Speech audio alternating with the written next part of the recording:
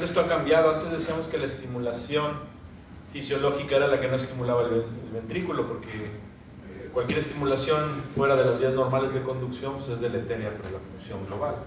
Pero ahora sabemos que podemos estimular el sistema de conducción y eso está cambiando toda la visión que tenemos acerca de la estimulación cardíaca. Y ahora la pregunta para Diego, que nos va a decir en la charla, pues es igual ponerlo donde sea. ¿Hay que perseguir el ponerlo en el GIS o hay que buscar el QRS más estrecho? Y bueno, todas esas preguntas nos va a contestar ahora. Muchísimas gracias, y de verdad de esas preguntas ojalá tuviésemos la respuesta final, pero lo que vamos a hacer es nuestro mejor intento. Por favor, podemos ponerle la diapositiva. Vamos a hacer nuestro mejor intento, porque aquí me la pusieron difícil. Vamos no solo a comparar si GIS y rama izquierda, sino también si ser selectivos o no selectivos, y nos sorprende todos los días. Hemos comparado con los estándares de oro. El doctor nos dijo que tenemos que cambiar ese paradigma de decir la resincronización ya nos demostró contundentemente por todos estos años que nos disminuía mortalidad, y ahora estamos encontrando algo mejor que la resincronización, que todavía necesitamos más datos sin duda. Todo el mundo los necesita, pero tal vez nosotros también estamos buscando esos datos en las respuestas de pacing, no necesariamente aquel paciente que ya tiene disfunción, sino aquel paciente que acaba de tener un problema del sistema de conducción. Nos sorprendemos cada vez más, porque como decía mi estimado doctor, antes pensábamos que estimular ya nos va a producir un mal. Ahora pensamos que tal vez estimular nos va a mejorar las cosas, nos va a mejorar la perspectiva, y es lo que estamos viendo al estimular sistema de conducción. Y pues bueno, el pacing fisiológico, ya lo dijimos ayer, es parte de la evolución de la estimulación cardíaca. Es la necesidad hoy por hoy, y a eso es a lo que queremos llegar.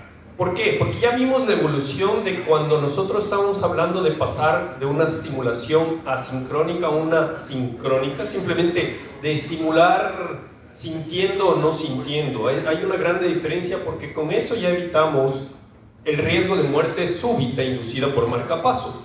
Y eso fue un gran salto, pero claro, ahora ya nos parece bastante precario, algo muy lógico a hacer. Y también cuando cambiamos de dispositivo de estimulación solo de ventrículo a coordinar aurículo-ventricular, porque con eso evitábamos ya el riesgo de síndrome de marcapaso. O sea, vamos dando pasos cada vez que ahora, viéndolo retrospectivamente, eran tan lógicos como eso. Pero no se trata solo de la sincronía aurículo-ventricular. Necesariamente tenemos que pensar en preservar lo que es más natural. Y lo que es más natural, yo siempre les digo a mis estudiantes, es como ir de, vamos a usar algo muy entendible acá, irme de DF a Cancún con machete en mano pasando por los matorrales, me va a tocar mucho más días a irme por las carreteras, que lógicamente va a ser mucho más rápido. Eso es así de lógico, a gran escala. Pues eso es lo que estamos viendo nosotros en la fisiología. Tenemos que ir por el camino mejor, y el camino mejor pues ya se empezó a ver,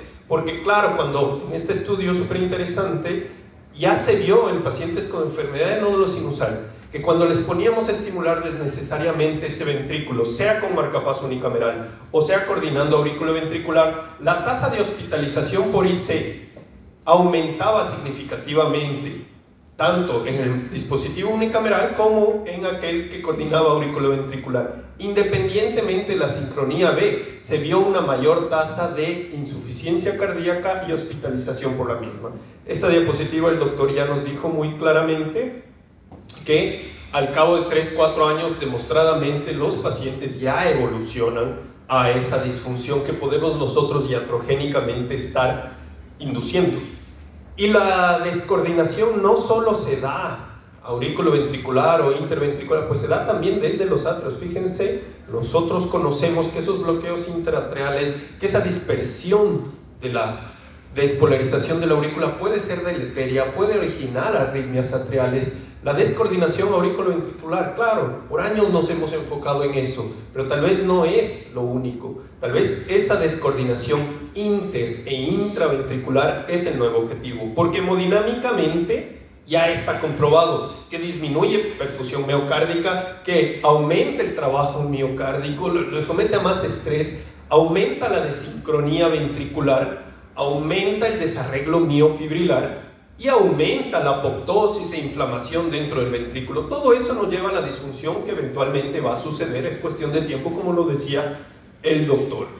Pues sí, la idea no es solo ver lo estético, y esta va a ser nuestra conclusión del día de hoy. Me adelanto a decir, no solo se trata de verle bonito al electrocardiograma, sino ser prácticos en que le está mejorando la calidad de vida al paciente. Test de calidad de vida es importante, fracción de eyección es importante, pero también los eventos tan contundentes como disminución de la mortalidad. Lo sorprendente es que estamos llegando a eso, tanto a corto como largo plazo en la evolución de los pacientes, que se estimula el sistema de conducción. Esto no es algo nuevo. Los doctores que tienen mucha más experiencia y más tiempo en el camino pues deben darme la razón que esto ya se vio cuando se intentaba la estimulación septal, no necesariamente con material específico, pero cuando nosotros vamos a ver si estimular apex versus GIS versus rama izquierda versus septo versus vía de salida versus endocárdico del ventrículo izquierdo, pues lógicamente cada uno tiene sus pros y sus contras. El que se iba con todo en contra aparentemente es el apex, porque ese sí todo lo tiene en contra. Pero cuando nosotros vamos a estimular GIS y rama izquierda, sí, claro que queda bastante más bonito el QRS, mucho mejor la hemodinámica, pero tal vez la complejidad aumenta un poco con respecto al implante de un electrodo convencional en punta. Y todo eso hay que poner en el camino. Pero finalmente, poniendo todo en una balanza, tal vez el futuro y el presente nos orienta a estimular el sistema de conducción. Este es un electrocardiograma muy bonito de presentar. Siempre me gusta que hablamos del sistema de conducción presentarlo, porque si ustedes ven aquí, tenemos un paciente con un evidente trastorno de la conducción, un bloqueo de rama bastante avanzado. Se puede medir inicialmente 160 milisegundos. Cuando se puso el electrodo para estimulación, pues el QRS fue a 100 milisegundos. Nosotros tuvimos, de nuevo voy a adelantar, el orgullo de que quien nos ayudó a hacer los primeros implantes de sistema de conducción con material específico en el Ecuador fueron hermanos de México. Justamente caras conocidas las vamos a presentar luego, pero eso se hizo hace un año. Quiero que se fijen en la fecha del electrocardiograma que tenemos acá, pues es un poco bastante más que un año. Esto de aquí fue hecho en el 2018 con electrodo convencional y realmente la corrección fue bastante significativa. Nosotros hacíamos de rutina implante septal, sí habíamos logrado capturar sistema de conducción en varios pacientes, pero el nivel de complejidad de esto es tremendamente avanzado. Y claro, la tasa de éxito sin material específico pues es muchísimo más baja, y eso se ve en el día a día ahora que se ha implantado ya específicamente con el material diseñado para esto. Pero ¿en quién deberíamos siempre pensar en sistema de conducción? Pacientes en los cuales pensamos que van a tener un porcentaje alto por bloqueos auriculoventriculares, aquellos pacientes que ya tienen la cardiopatía inducida por marcapaso, aquellos pacientes, ayer se mencionaba que necesitamos cortar el nódulo AB y dejarles dependientes, son pacientes ideales. Y hoy por hoy está viniendo justo esto que hablaba el doctor, el hecho de reemplazar una terapia fallida, porque a veces dependemos de la anatomía, de resincronización cardíaca. En todos estos escenarios se está convirtiendo en una necesidad. Si podemos apuntarle ahí pacientes que tienen una vida por delante, que van a ser estimulados como los jóvenes, los niños, eventualmente esto tiene que ser una práctica del día a día. Esto es el sistema de conducción anatómicamente hablando, y esto es lo que decía el doctor, lo cual marca un poco mayor o menor complejidad, porque a veces también, sí, dependemos de la anatomía. Afortunadamente las dos anatomías favorables, el tipo 1 y tipo 3, son la mayoría de los pacientes, y por eso las tasas de éxito sí se pueden dar. Esto de aquí les quiero traer porque es necesario ver que en tejidos anatómicos, en placas anatómicas, se logra ver muchas veces que el GIS está a veces rodeado de tejido fibrótico alrededor, y es esto lo que nos puede llevar a que implantes puramente de GIS a futuro involucren un poco más el tema de umbrales, y es por eso que ahora las cosas se están intentando cambiar. Sin duda, cuando nosotros comparamos un estímulo apical, vemos estas cosas tremendamente feas de ver al ojo humano.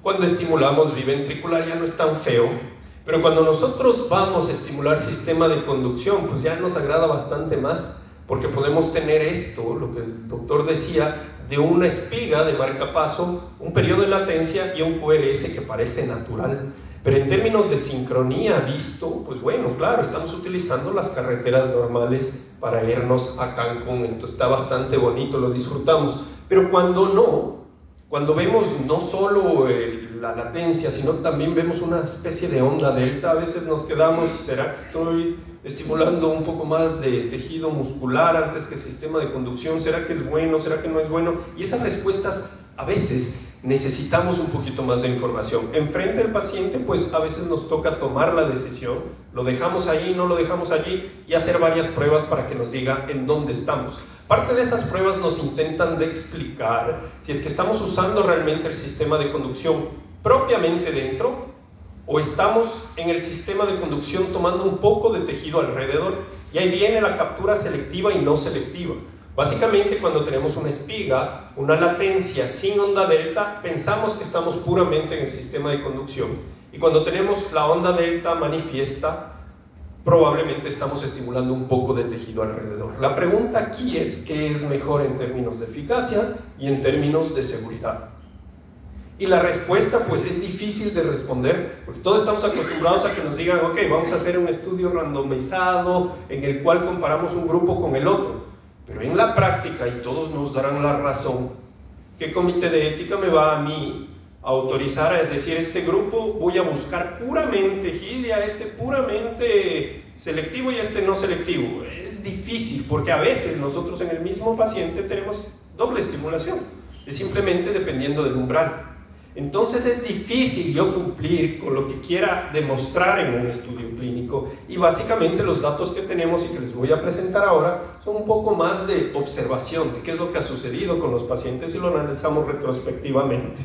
Esto, ya les decía el doctor, son los distintos sitios para estimular. Puedo estimular aquí, cercano al GIS, dentro de GIS siendo selectivo, alrededor un poquito tomando la parte que le rodea, siendo no selectivo, y también de igual forma con la rama izquierda, siendo selectivo o no selectivo con la rama izquierda. La idea, la lógica me diría que si yo estimulo un poco alrededor del sistema de conducción propiamente, puedo estar tomando un poco más de tejido, por tanto, en principio tal vez tendría doble umbral, y eso me daría una sensación de seguridad adicional. ¿Es eso demostrable? Pues vamos a ver el día de hoy. Básicamente lo que estamos intentando demostrar es eso, qué tanto de tejido alrededor estamos estimulando para generar esa delta y ser no selectivos. La corrección del sistema de conducción se da porque si el bloqueo está a este nivel, un poco distal, yo puedo estimular antes, después. Si estimulo después, hago una especie de puente que captura nuevamente el sistema de conducción y básicamente usa las vías normales. Y yo podría estar un poco antes y, dependiente de el voltaje de salida, también capturar, por ejemplo, en este ejemplo de aquí, en el cual yo subo el voltaje y a pesar de estar antes del bloqueo, sí capturo parte del sistema de conducción y sí conduzco por vías. Por eso es muy recomendable en momentos de implante siempre estar pendiente de con cuánto estoy estimulando, ir partiendo desde lo más alto de salida e ir bajando, porque a veces yo tengo sorpresas con captura de músculo, captura no selectiva, captura selectiva, y hemos tenido inclusive casos, y en los reportes de estudios se describe que puedo capturar rama izquierda y luego conforme voy bajando umbral puedo ser más selectivo de GIS propiamente. Entonces súper interesante todos los hallazgos que tenemos. Y eso básicamente es lo que vemos acá. A manera general lo que estamos intentando es, sea con GIS o sea con rama izquierda, capturar sistema de conducción y poder ver visualmente estos electrocardiogramas tan bonitos. Pasar de esto que es la bradicardia que nos llevó al implante de marcapasos a esto de aquí que ya es un estímulo con espiga, periodo de latencia y un QRS literalmente igual al natural. Y cuando nosotros tenemos necesidad, o cuando nosotros tenemos no selectividad, perdón, pues vamos a tener esa pequeña onda delta. Si yo comparo lógicamente esta captura de GIS no selectiva, esta captura de GIS selectiva, probablemente si mido puramente el QRS voy a decir no. La lógica me lleva a pensar que QRS más ancho va peor en hemodinámica. y QRS más angosto va mejor. Eso es lo que la lógica nos llevaría a pensar, pero tal vez los estudios van en contra de esto. Este es un estudio que intentó comparar directamente la captura selectiva versus la no selectiva en 640 pacientes que tenían un porcentaje de pacing más del 20%. Lastimosamente, como les dije, los estudios son más observacionales, de análisis retrospectivo, en los cuales es difícil estandarizar que los grupos sean homogéneos. Y ese fue un grave problema y una grande crítica. Sin embargo, la muestra es bastante buena y no son grupos tan heterogéneos así. Y en el desenlace primario, que es muerte o hospitalización por falla cardíaca, pues encontró desenlaces súper interesantes en los cuales no hubo un beneficio a favor de selectivo o no selectivo. No fue estadísticamente significativo y pues en términos de hemodinámica tampoco. Cuando nosotros analizamos desenlaces secundarios, hospitalización por falla cardíaca aislada tampoco tuvo diferencia estadísticamente significativa entre selectivo y no selectivo, pero cuando nosotros fuimos a analizar un poquito más a fondo lo que es mortalidad por todas las causas, hubo una tendencia ligera a que sea un poco más seguro el grupo de no selectivo que el grupo de selectivo. ¿Esto nos lleva a alguna conclusión? No, definitivamente no. Tal vez nos da ahí una idea de que sí sería un poco más seguro si capturamos y tenemos ese doble umbral versus solo ser selectivo. Podría, pero en términos de eficacia de la estimulación, la parte hemodinámica, fracción de eyección, calidad de vida, no hay nada que lo diferencie al uno del otro. Pero como ese es un tema que todavía no tenemos respuesta, yo sí quiero indagar un tema en el cual se está diferenciando mucho y se está avanzando muchos pasos, y es esto de ser capturante del sistema de conducción en rama izquierda o en GIS. Y esto es preferencia de cada centro, porque nosotros cuando iniciamos buscábamos GIS en todo paciente e intentábamos capturar GIS en todo paciente. Luego, cuando vimos que rama izquierda tenía algunas ventajas, ahora de rutina lo puedo decir, nos vamos directo a rama izquierda. ¿Sí? ¿Y por qué? ¿Qué nos dice la evidencia? Pues la lógica primero. Fíjense qué bonito este estudio en el cual el sistema de conducción está teñido aquí. Vemos directamente el sistema de conducción y básicamente lo que se ve es que si nosotros vamos a buscar el GIS, tenemos un punto único de estimulación aquí. Y cuando nosotros vamos a buscar la rama izquierda ya cambia. GIS, un solo punto. Rama izquierda, pues tenemos diferentes puntos para capturar.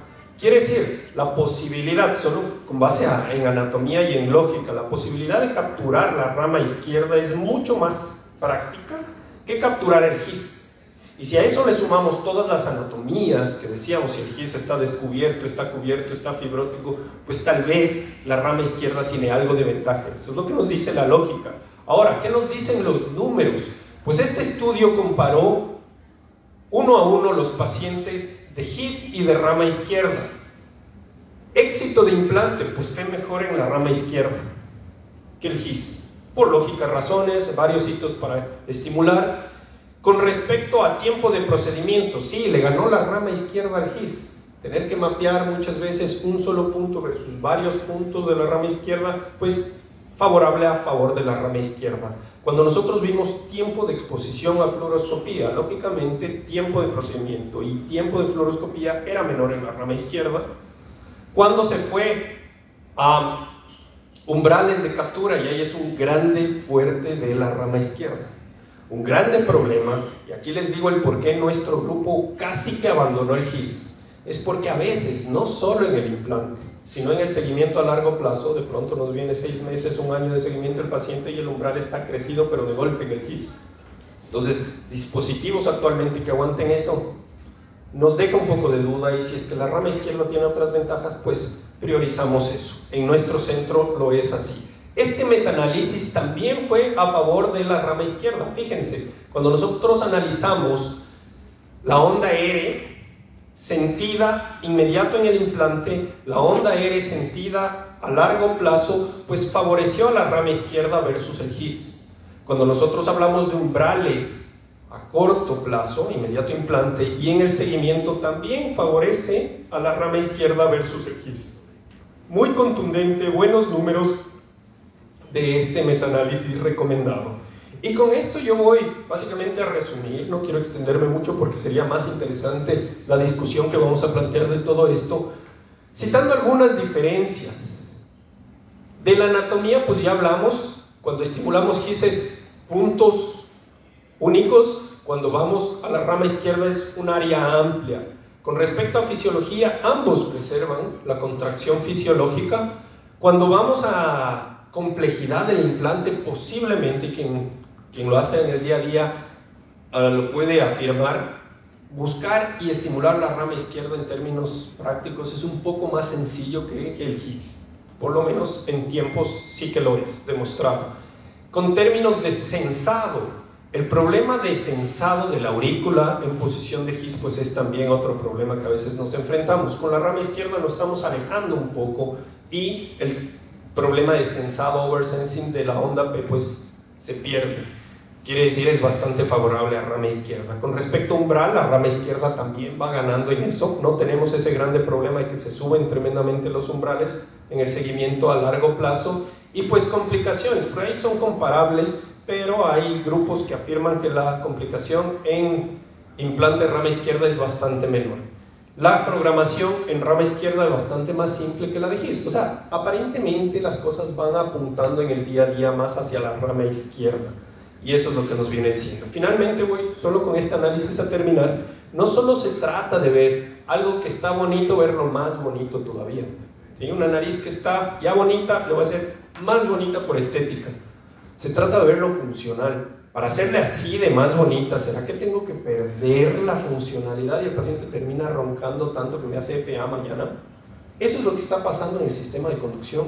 No es cuestión de verle más bonito, más angosto. Tal vez esa captura no selectiva, tal vez la rama izquierda versus GIS no queden tan bonito en el electrocardiograma, pero sí tal vez sean el futuro porque funcionalmente y prácticamente son mejores. Es un caso bien bonito que hicimos, justamente en el cual el paciente tenía esta característica de, conforme la salida, nosotros íbamos capturando rama izquierda, no selectiva, selectiva y luego íbamos a GIS no selectivo y selectivo. Casos muy interesantes, pero que lógicamente no es el objetivo de cada uno de los implantes. A veces es solo al azar que nos toca un paciente así. Yo voy a concluir citando lo que ayer decía el doctor Molina, todo absolutamente menos Apex. Eso sí, ya todos estamos de acuerdo aquí y creo que el mundo entero. Selectivo versus no selectivo es igual en eficacia, pero tal vez todavía a definirse en grandes estudios o por lo menos con un mejor muestraje, si es que es más seguro realmente. Ser no selectivo no debe ser el objetivo del implante tampoco. Es decir, si es que yo soy no selectivo, pues no, es algo que yo entro diciendo desde que voy a implantar. Lo estético es importante, pero mucho más lo funcional. No solo es ver el electrocardiograma, es ver cómo la evolución me lleva a la fracción de eyección mejorada, etcétera, etcétera. La rama izquierda tiene ventajas prácticas frente a GIS, pero hasta ahora, por lo menos ha demostrado no ser inferior. A futuro a determinarse cuál va a ser la práctica de rutina de todos los centros. Y finalmente decir que la estimulación del sistema de conducción, la estimulación fisiológica ya no es el futuro, es el presente y está cada vez más difundida. Muchísimas gracias, esto es lo que les decía, caras conocidas, y en agradecimiento eterno a todo lo que nos ayudaron a empezar el pacing fisiológico en el Ecuador. Muchísimas gracias.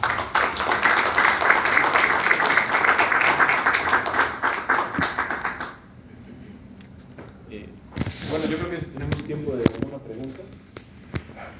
Digo, definitivamente todos los que empiezan con GIS migran a la rama izquierda porque, como dice mi maestro Brugada, no es las cosas fáciles, difíciles, las más fáciles. Tienes lo mismo con otras ventajas de menos umbrales, más duración de la batería del generador, mejorando ahí. ¿Alguna pregunta? ¿Algún comentario sobre demostrar la presencia del bloqueo del sistema de conducción por quinje proximal para garantizar la captura del marcapaso en rama izquierda, en bloqueo de rama izquierda? Si quieren pasar acá. Ya que la referencia menciona que si hay integridad hasta la parte digital, pero Sí, y yo me voy a respaldar mucho en el gráfico que el doctor había puesto y esta expresión que clásicamente siempre habíamos dicho, este es un bloqueo infrahisiano. Afortunadamente, lo que tenemos en datos nos dice que sí, que puede haber bloqueos tan distales que no corriges. Hay enfermedad ya muscular propiamente que no corriges. Por más de que tú entres a querer corregir, intentar reemplazar, por ejemplo, una indicación de resincronización con un pacing fisiológico, no lo logras.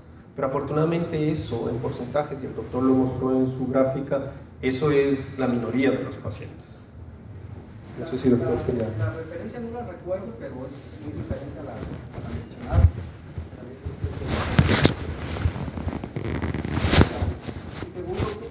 La guía europea en realidad le pega al marcapaso, ¿no? Ya que la indicación del electrodo en vez de como rescate, pues lo considera pues 2A en la mayoría de trastornos.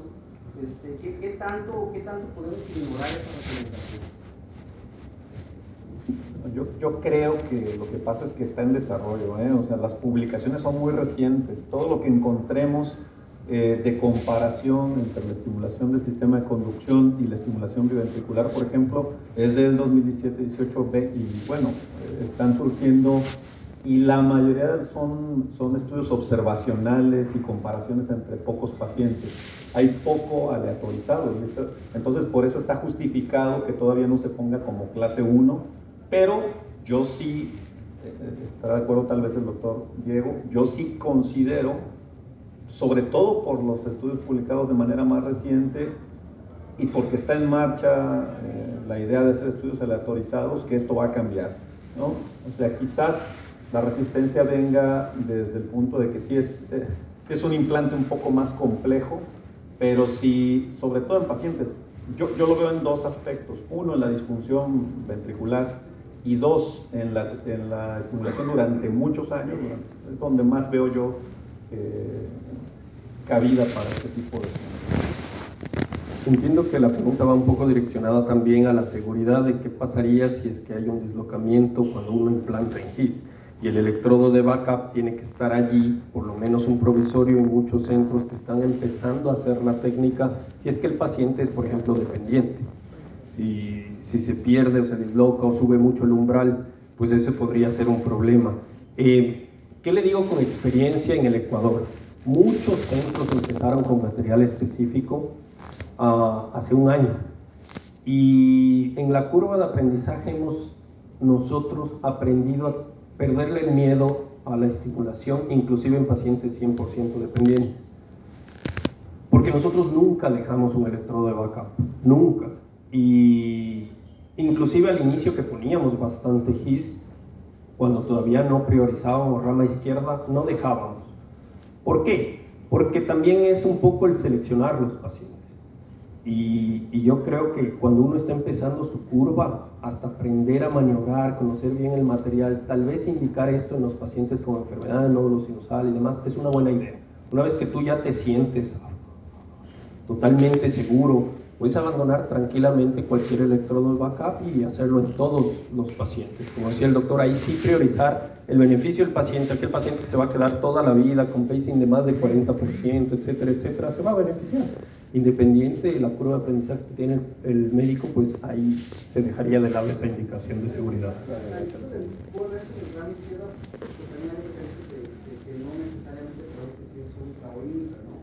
¿Qué es la opinión sobre, yo insisto, que genera a mí demostrar que su cuerpo sí está bloqueado? Es decir, ¿qué tanto valdría la pena meter un electrodo con una taquilla vascular y documentar eso? Se han estudiado diferentes métodos para tratar de evidenciar que estás capturando la rama izquierda. No sé si por ahí va, pues, o sea, si tú capturas la rama izquierda y tienes un QRS que corrige el bloqueo de rama, el bloqueo es proximal. Y luego, bueno, a ver. Es que las referencias pueden chocar en porcentaje, ¿no? Porque dices 4% del bloqueo de rama izquierda son de la unión distal del quinto miocardio, que tengo muy tranquilo, porque quiere decir que 9.6 de los que ponga van a capturar. Pero no tengo en mente la referencia, pero los porcentajes varían mucho. ¿Y cómo es recomendable o es siempre esencial, que no hemos hecho tantos, revisar el Purkinje con un electrodo de cero coronario y revisar con el ventricular? Esa es mi pregunta. ¿Qué tanta importancia? Yo diría que no, y justo iba a eso que te decía, o sea, se han estudiado diferentes métodos para saber si estás capturando la rama izquierda, ¿no? Si estás capturando la rama izquierda y si estás corrigiendo el trastorno de la conducción, ¿no? Sí hay, o sea, uno de los métodos es realmente, por ejemplo, tener un electrodo en His y estimular para capturar de forma anterógrada la rama izquierda. Y si la capturas, pues ya sabes que estás justo ahí. O también hacerlo de manera distal, estimular de forma distal y capturar de forma retrógrada la rama izquierda. Pero hay otros métodos subrogados, por ejemplo, el patrón del QRS que tienes en el implante, que sustituyen a eso y que de todos modos te llevan a resultados parecidos. Pues, o sea, que tengas, sobre todo, el tiempo de activación del ventrículo izquierdo aceptable, corto, menos de 90 milisegundos. Entonces, si logras eso, desde mi punto de vista, no tendría mucho sentido, no sé, doctor, investigar más allá de si realmente el bloqueo es... Mi idea es que si logras cumplir con esos criterios y el tiempo de activación del ventrículo izquierdo es aceptable, eso es prácticamente una evidencia de que el bloqueo es proximal.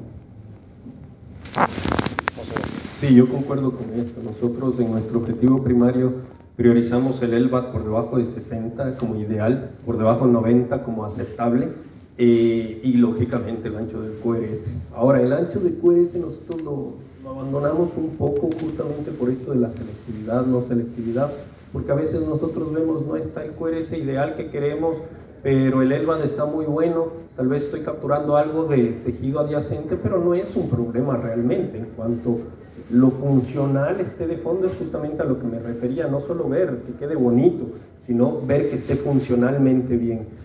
Entonces, sí, nosotros no le ponemos tanto esfuerzo adicional si es que ya vemos que los tiempos de activación del ventrículo izquierdo están adecuados y no vamos allá más allá de mapeo. Perdón, quería preguntar al doctor Diego porque vi que hiciste referencia al Syncromax en otros contextos, pero ¿ustedes usan para esto, por ejemplo, Syncromax?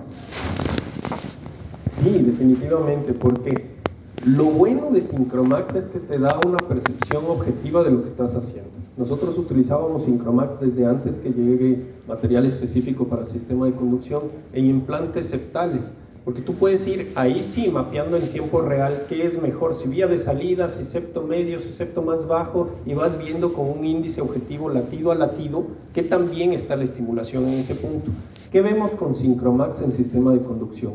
Los índices de Syncromax son todos por debajo de 0.4, que literalmente te está diciendo contracción sincrónica. Básicamente la idea del Syncromax es comparar derivaciones derechas con derivaciones izquierdas y te ven el punto medio de activación de los dos sitios, B1, B2 con B5, B6 o D1 a BL con B5, B6, y te van diciendo si es que realmente está contrayendo al mismo tiempo. A la final es lo que vemos con un LVAD o los índices todos que están presentando en los estudios para estar seguro de que estás captando el sistema de conducción. Entonces sí, Syncromax en todos nuestros pacientes, mucho más si el sistema de conducción, y como les dije ayer, inclusive lo hemos metido también al tema de MAIC. Bueno, ya dijiste algo muy importante en el implante, Diego, que es ver los umbrales, ir desde lo más alto a lo más bajo y tratar de dejar el mejor umbral para ese paciente en particular. ¿Qué otros tips nos pueden dar ambos en cuanto al implante y unas técnicas que ustedes hacen que no necesariamente es lo que la casa comercial nos dijo? Hay variantes que todo el mundo vamos aplicando. ¿Qué nos pueden decir de eso? A ver, yo les digo de lo que nosotros hemos aprendido también, estamos en esa curva de aprendizaje todavía, pero algo que nos ha servido bastante es, primero, entrar no con el objetivo de que yo voy a estimular GIS o yo voy a estimular rama izquierda. Lo que nosotros hacemos de rutina, sí buscamos inicialmente un GIS con el mismo electrodo Select Secure, mapeamos esa zona, pero solo como referencia. Si yo tengo un buen GIS, no anulo ahí, por todas las ventajas que digo, entonces una vez que ya tengo capturado un buen GIS como referencia, voy 1 centímetro, centímetro y medio por dentro hacia la región ventricular y apuntando en dirección 2, 3 de las manecillas del reloj en una proyección oblicua derecha, es ahí donde empezamos a mapear. Hacemos un primer pacing, si vemos justamente esta noche en B1, la discordancia ABL, perdón, ya pensamos que es una buena región y ahí empezamos a perforar.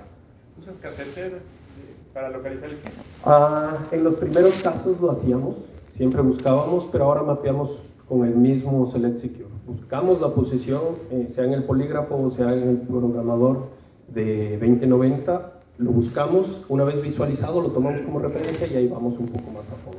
Otra cosa y otro tip que yo digo que siempre es la clave del implante es saber cómo rotar. Si es que vas a hacer rama izquierda, saber cómo rotar, tienes que sentir que estás penetrando el sistema, perdón, el septo. Y otro tip que yo daría es en todos los pacientes entrar ya tú teniendo una referencia de qué tan espeso es el septo, porque eso también te va a llevar en la visualización de tiempo real a saber qué tanto debes penetrar. Entonces esos son los tips que yo podría decir. A veces cosas minuciosas como sí, cámbiate los guantes antes de empezar a rotar el electrodo, evita la sangre, esas cosas, pero ya se ven en el momento del implante. ¿Siempre usas medio de contraste?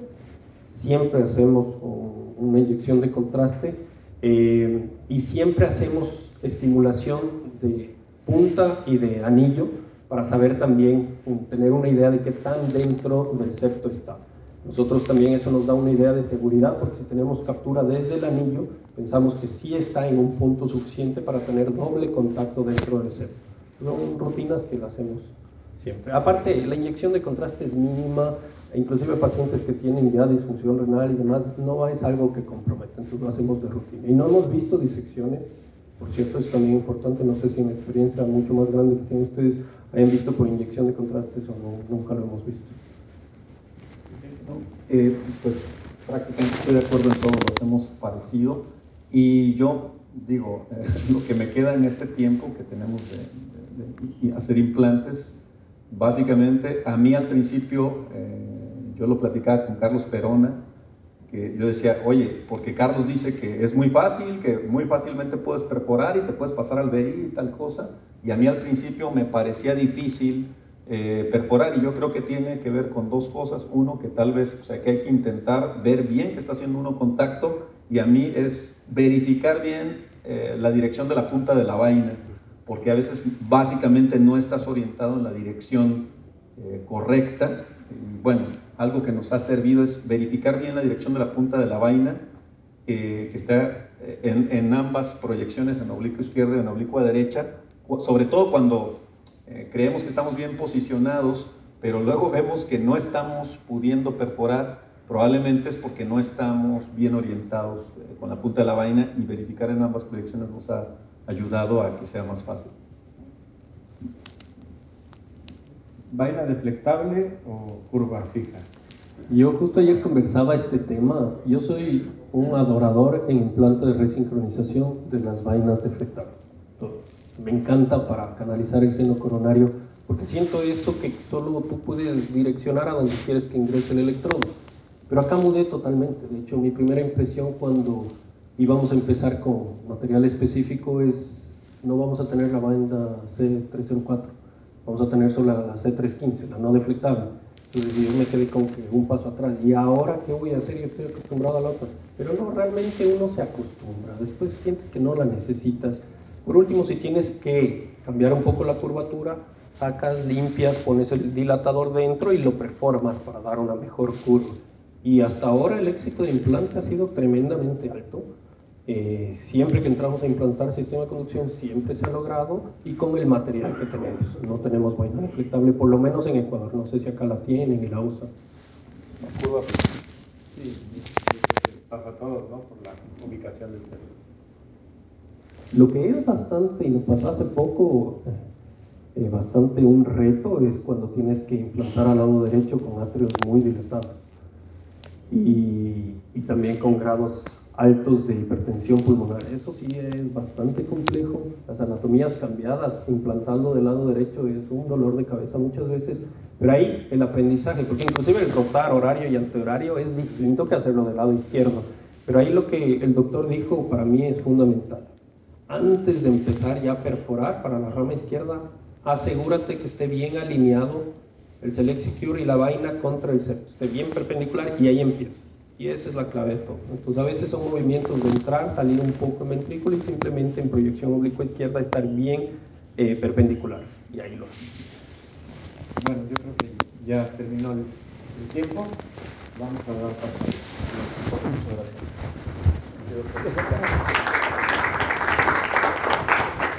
gracias. Gracias. Un par de